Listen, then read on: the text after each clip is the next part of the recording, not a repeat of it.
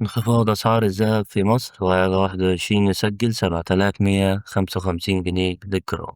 أهلا بيكم. إن شاء الله اليوم معانا تحديث جديد عن أسعار الذهب في مصر. سعر الذهب النهاردة مستقر في مصر بعد التراجع اللي حصل امبارح، والأسعار فضلت زي ما هي بدون أي تغيير ملحوظ. الاستقرار ده جه مع إجازة الصاغة، وكمان بسبب هدوء حركة البيع والشراء. يلا بينا نبدأ في تناول الأسعار، وبعد كده نبدأ نحلل التحليل الفني. عيار 24 سجل 8177 جنيه للجرام. عيار 21 سجل 7155 جنيه للجرام. عيار 18 سجل 6133 جنيه للجرام. عيار 14 سجل 4770 جنيه للجرام. وعلى المستوى العالمي ده بيتحرك في نطاق ضيق، يعني مفيش صعود أو هبوط قوي، وده بسبب إن المستثمرين مستنيين أي قرارات جديدة بخصوص الفايدة أو تحركات الدولار. كمان السوق المصري حاليا في حالة توازن مؤقتا بسبب قلة الطلب ومتابعة الناس لما يعرف بدولار الصخر. يعني الفترة اللي جاية متوقع إن السوق يفضل في حالة